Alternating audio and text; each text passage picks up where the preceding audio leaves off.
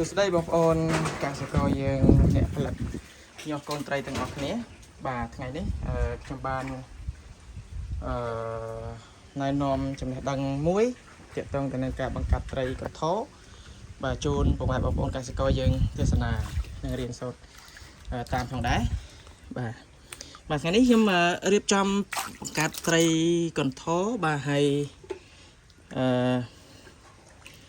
យើងមើលលក្ខណៈត្រីកន្ធរទាំងអស់គ្នាបាទឥឡូវនេះយើងមើលបាទនេះគឺលក្ខណៈត្រីញីបាទឃើញនៅខ្លួនរាងខ្លីពោះនេះវាមានពងនៅទីនេះបាទនេះ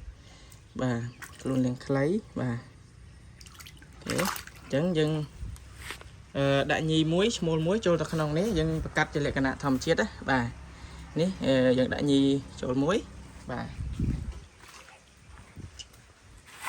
ហើយយើងនឹងដាក់ឈ្មោលចូលថែមទៀតបាទនេះក៏ញីដែរបាទ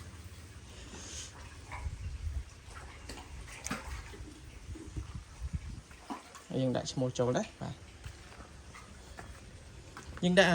ញីមួយឈ្មោលមួយបាទនេះឈ្មោលដោយសារវាមានព្រួយវែងបាទ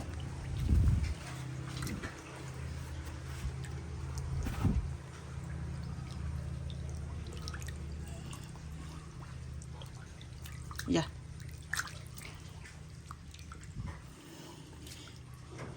បាទអញ្ចឹងយើងដាក់មេមួយឈ្មោលមួយហើយយើងនឹងដាក់នេះសបុកធម្មជាតិរបស់វាបាទដូចជា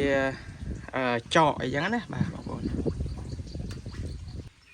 បាទអញ្ចឹងបងប្អូនមើលលក្ខណៈឈ្មោលគឺរាងវែងហើយព្រុយរបស់វាវែងដែរហើយញីនៅពេលដែលមានរដូវពងគឺញីមានពោះបាទពោះរាងសបោមានពងណាបាទមើលបងប្អូនមើលនេះរាងប៉ោងអញ្ចឹងណាបាទនេះរាងប៉ោងអញ្ចឹងហើយព្រុយរបស់វាខ្លីណាបាទ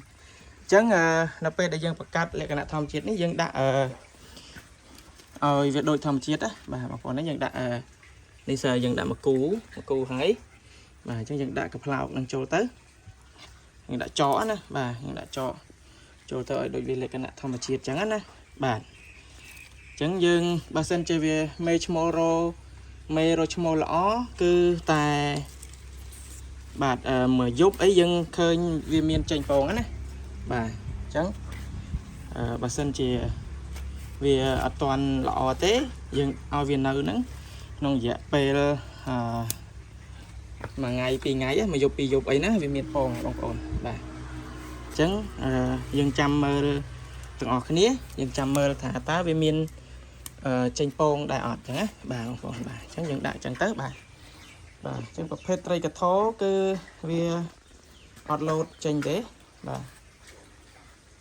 អញ្ចឹងយើងចាំមើលទាំងអស់គ្នាបាទសូមរងចាំមើលទាំងអស់គ្នាបាទអរគុណ